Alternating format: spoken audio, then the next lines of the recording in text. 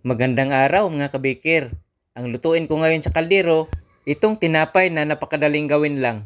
Resin roll bread. Sa mga kabikir natin na walang oven, gawin nating oven ang ating kaldero mga kabikir. Kung sa oven, makaluto tayo ng ganito kalambot na tinapay, sa kaldero din mga kabikir, pwede din tayo magluto. Panoorin lang ang video para malaman ang paraan sa paggawa. Napakadaling gawin lang. Ito ang mga ingredients. 1 3/4 cup first class flour, 2 tablespoon sugar. Ang gamit natin, instant dry yeast, 1 teaspoon, 1/2 teaspoon salt, isang pirasong itlog, ibatil at magtira lang tayo ng kunti para ipahid natin mamaya. 1/2 cup evap milk, kahit anong brand mga kabikir pwede. Hinalo ko muna ang sugar, saka ko inilagay ang 1 tablespoon margarine. Pagkatapos, itinuloy ko na ang paghalo mga kabikir. 5 minutes ko itong mix, mano-mano gamit ang kamay. Naglagay lang din ako ng yellow food coloring mga kabikir, optional ito. Pwede maglagay, pwede rin hindi. Sa paglagay ng food coloring, pwede isabay sa tubig. Isa sa palatandaan na okay na ang pagmix, inipis lang ang dough mga kabikir. Pag hindi na napunit, okay na.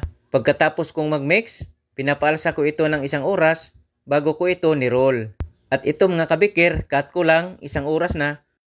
Ang ginawa ko, nilapad ko, gamit lang ang kamay. Pero mas maganda, rolling pin ang gamitin mga kabikir para madali ang paglapad. Pagkatapos, pinahiran ko ng margarine. Pagkatapos kong mapahiran ng margarine, nilagay ko na ang 1/2 cup resin. Pagkatapos kong mailagay ang resin, nilagyan ko ng brown sugar. Sa paglagay ng brown sugar, depende yan sa inyo mga kabikir. Kung ayaw nyong matamis, kunti lang ang ilagay. Pagkatapos ni-roll ko, madali lang ang pag-roll mga kabikir. Pagkatapos, hiniwaan ko sa gitna, hinati ko. Pero huwag putulin, magtira lang ng kunti. Pagkatapos mga kabikir, inikot ko ng 3 ikot ang magkabilang side. Ang purpose nito, para hindi mahulog ang resin. Maipit ang resin sa loob.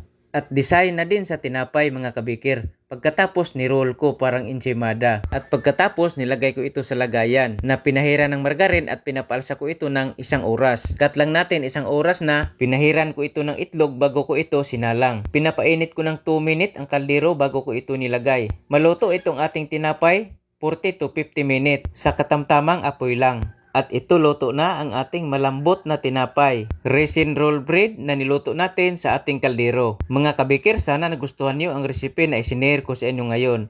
At abangan nyo pa mga kabikir ang iba pa nating mga recipe, mga simpleng recipe na kaya nyong gawin, na pwede nating lutuin sa kaldero, sa kawali at sa oven. Mga kabikir, maraming salamat, old and new followers, mga subscribers at sa lahat na nakapanood sa mga video ko. Maraming salamat at God bless sa ating lahat mga kabikir.